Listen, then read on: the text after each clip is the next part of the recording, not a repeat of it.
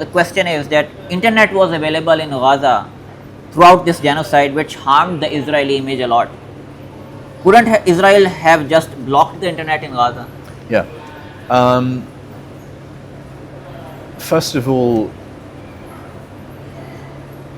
they did turn the internet on or off momentarily during the Gaza genocide war, whatever you want to call it. But this maximalist projection of terror and force requires people to be terrorized and requires enemies to see Israeli Zionist power. And so it's essential that people are saturated in images of Palestinian death. So turning off the internet as a mind control mechanism could be useful, which they did and they have done before, but actually projecting their power requires people to see, and if you turn off the internet you don't do that. So it's again just Israel has no need to hide its crimes because there is very few limiting factors against Israeli military power and dominance, and internally, logically, to its extending that power and inflicting it on others, it should be seen to do so. So that's the reason why they didn't turn the internet off. So they could have. Oh yeah. They could have. Yeah. Of course. Yeah. Oh yeah. Yeah. No, it's Israel in its current form wants the world to see it like a mad dog that gets away with crimes. That's the idea. I thought of a reason on it that maybe it was because Hamas was also recording their attacks as well, and their so probably they left it on because of to take information from. Oh, I see what you mean. Yeah. Well, actually,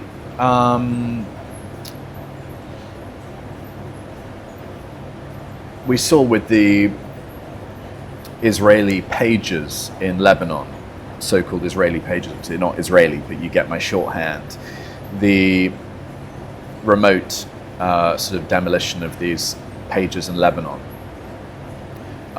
We saw the penetration of Israeli security forces. And the same with the Iran conflict. But in Gaza, they are partially, obviously, because it's a besieged population, physically, practically, commercially besieged. The pressure has been more on the fighters there to use more primitive communication means anyway, because of the practicalities.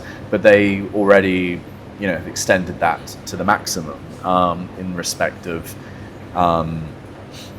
their communications to absolutely prevent the surveillance that you described. And that's the reason why it took, for example, days or even weeks of coordination to get different splinter cells or discrete groups sort of correlated and coordinated to get the Israeli captives' bodies returned, because these groups have gone dark, they're non-contactable. No. The internet working is deliberately for our consumption, designed to project Israeli terror onto your retina and to demoralize and create the sense that nothing can be done. And equally, this perverse situation requires solidarity to be starved and stamped out. So you see the decapitating of Palestinian babies in Gaza by an airstrike, and then you see protests in London, but you feel they're in different worlds. You feel that they're disintegrated, and it creates the image that resistance is futile. That's what the Israelis want. it's essential for the continued projection of their power that we all feel that resistance is futile. So no, the live stream is deliberate, and the terror that's felt is deliberate. Yeah. But they haven't lost the narrative by, They've lost the narrative in the kind of mainstream media sense, but at the same time, you can always create a narrative, which they do, and to a lesser extent they stick to it. I mean, in the beginning of the genocide, when they were explicit about their genocidal intentions, they sort of saw the cracks in it. They sort of accidentally said the quiet part out loud, but because they felt so free in their ability to now go and commit these war crimes and enact this genocide, they felt the chutzpah to actually go as far as to say we're going to commit genocide. They're all Amalek. So again, it's this maximalist position.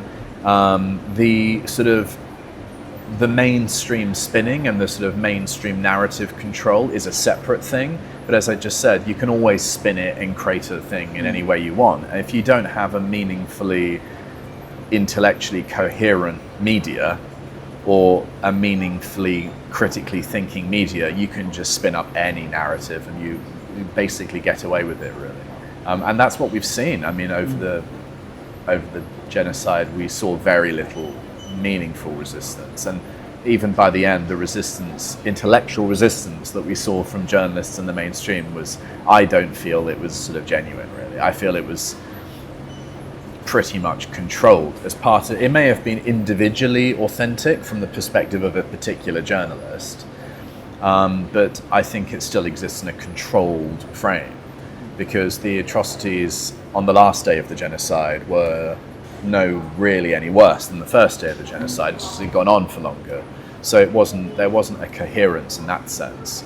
It was just that the powers that be decided now is the time for the genocide to end. So resistance was allowed.